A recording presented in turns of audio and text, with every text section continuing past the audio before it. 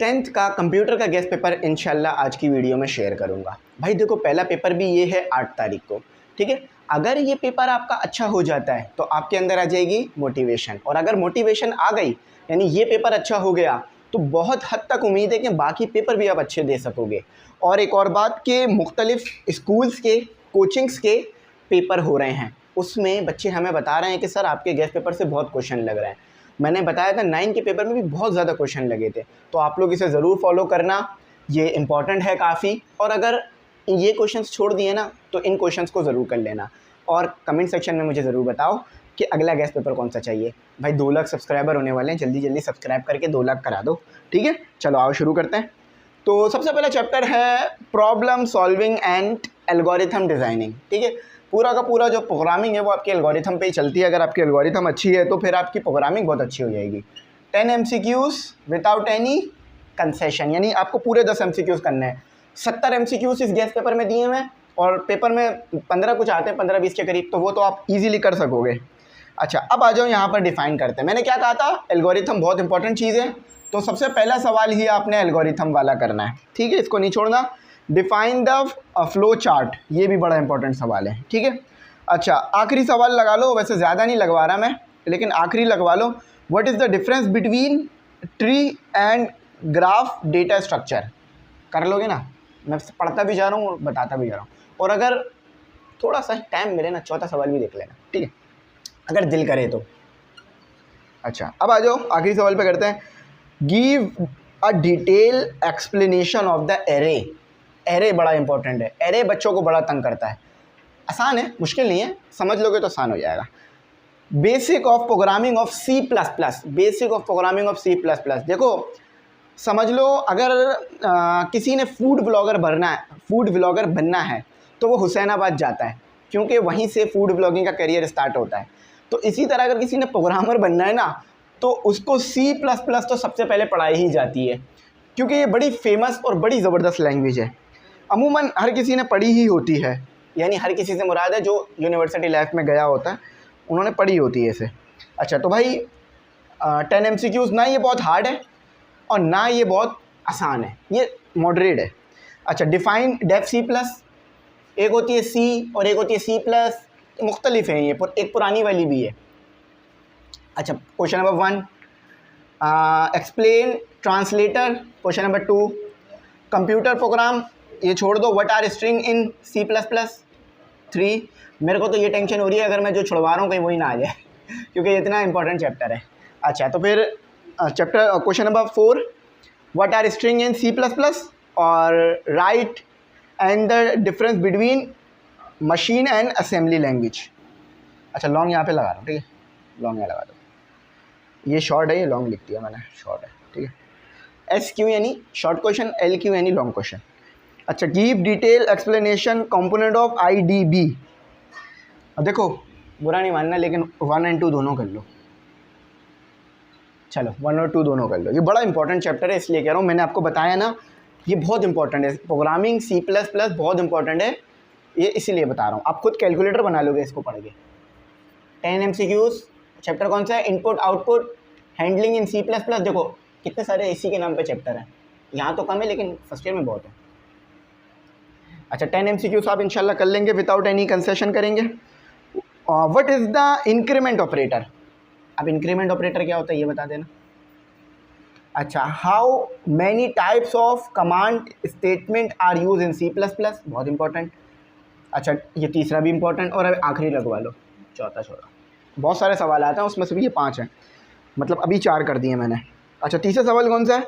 Difference between arithmetic operator and rational operator. Arithmetic operator यानी plus minus multiply और divide, और rational operator आपको पता है क्या होते हैं, वो जो रेशनल कर रहे होते हैं ना, ग्रेटर लेस देन वगैरह वाले, मैंने भी पढ़ी हुई है प्रोग्रामिंग, ठीक है अच्छा, क्वेश्चन नंबर मैंने 5 लगवाया है, 3 4 लगवाया, हाँ सही है, 5 छोड़ दो बल्कि।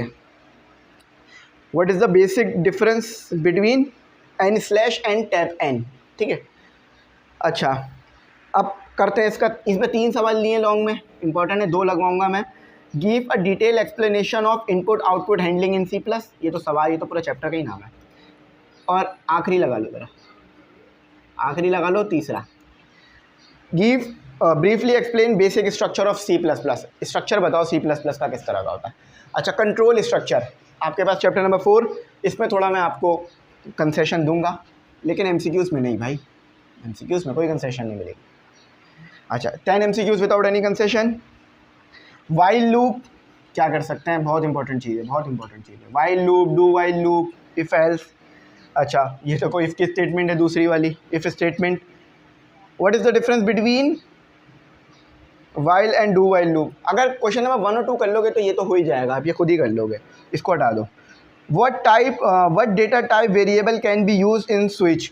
ये वेरिएबल टाइप बहुत इंपॉर्टेंट होती है, ये तो आनी चाहिए। और एक आखिरी लगा लो, ये 4 है, ठीक है। अच्छा, what is the purpose of default statement in C++? Long question आ रहा। अच्छा, give a detail explanation of control structure. बिल्कुल भी आपने इसे छोड़ने की गलती नहीं करनी। Give difference between for while, do while structure, ये छोड़ देना, आप ऊपर वाला क्वेश्चन कर लोगे तो ये तो वैसे हो जाएगा। Briefly explain the jump statement. Jump statement बड़ी इंपॉर्टेंट है, ले लो, ठीक है। अच्छा, अब हम करेंगे अपना चैप्टर नंबर 5, फंक्शन। ये भी C++ से रिलेटेड है, फंक्शन भी C++ में यूज़ होता है। देखा कितना इंपॉर्टेंट है, सारा C++ दिया हुआ है। 10 MCQs। अच्छा, differentiate between passing argument and return the value from function. Function बनाना पड़ता है, बने बनाए भी आते हैं फंक्शंस C+ में। अच्छा, एक्सप्लेन फंक्शन, अब जिस नाम पे चैप्टर है वो तो वैसे इंपॉर्टेंट होगा ना। हेडर फाइल, और एक आखिरी 5, difference between function declaration and function definition. ये मेरे सेमेस्टर में भी आया था जब मेरा सेमेस्टर हुआ था। Digital logic and design, chapter number 6, 10 MCQs without any concession होते हैं, आपको पता है। अच्छा, नैंड एंड नॉर गेट्स। अभी हमारा डिजिटल इलेक्ट्रॉनिक्स का कोर्स चल रहा है, उसमें गेट सिस्टम हम पढ़ते हैं, ठीक है। तो शॉर्ट अभी ये पढ़ ही रहे हैं हम। नैंड गेट आपको पता है क्या होता है, और गेट आपको भी पता है क्या होता है। अच्छा, तो question number 1, 2, difference between nand and nor gate. अच्छा, ये जो तीसरी वाला सवाल है ना, ये अक्सर बदल बदल कर आता है, तो ये भी करना, ठीक है। ज़रूरी नहीं है कि यही वाली एक्सप्रेशन है, दूसरी भी आ सकती है। Why we use logic gate क्यों यूज़ करते हैं? हमारे को अपने डिज़ायरेबल आउटपुट जब चाहिए होता है तो हम लॉजिक गेट लगा देते हैं, ठीक है। अब न्यूमेरिकल नंबर 1 की तरफ चलेंगे जल्दी से, सॉरी लॉन्ग क्वेश्चन की तरफ चलेंगे। Give a detail explanation of nand and or gate. ऊपर आप पढ़ चुके हो, यहाँ भी बता सकते हो। नैंड गेट बता देना बस, दूसरा कर लो। बल्कि एक काम करो, इससे लॉन्ग नहीं करो, लॉन्ग थोड़े इसमें सही नहीं दिएगा, इससे बस शॉर्ट ही करो। अच्छा, अब आ जाओ आखिरी चैप्टर, उसके बाद हम क्या करेंगे, वीडियो को रोक देंगे, ठीक है। फिर अपनी फर्स्ट ईयर की वीडियो बनाएंगे कंप्यूटर के गेस्ट पेपर पे। अच्छा, 10 MCQs विदाउट एनी कंसेशन होते हैं, आपको पता है। इंट्रोडक्शन टू स्विच, ये भी एक प्रोग्राम, स्क्रैच ये भी एक प्रोग्रामिंग लैंग्वेज है एक तरह की, ये भी एक लैंग्वेज ही है बल्कि, लगा ना ये MCQs ऐसे लगे, ये अब लग रहा होगा, ठीक है। अच्छा, एक्सप्लेन स्क्रैच, ये तो कर ही लेना। अच्छा, how can we use scratch for educational purpose, ये भी कर लेना। और एक आखिरी कर लो 5, बस ये 3 क्वेश्चन कर लो। मैं उनके लिए बता रहा हूँ जिन्होंने अभी तक कुछ पढ़ा नहीं है। What is the difference between using scratch online and offline? Online offline का भी चक्कर है इसमें भाई। Briefly explain scratch edition and write all and explain some of this. 1 कर लो एंड जस्ट 3 कर लो, ये चलो कर लोगे ना, ये सवाल मुश्किल तो नहीं होगा। अच्छा, 9th क्लास में भी मैंने बच्चों को एक बात बोली थी, यहाँ भी बोल रहा हूँ।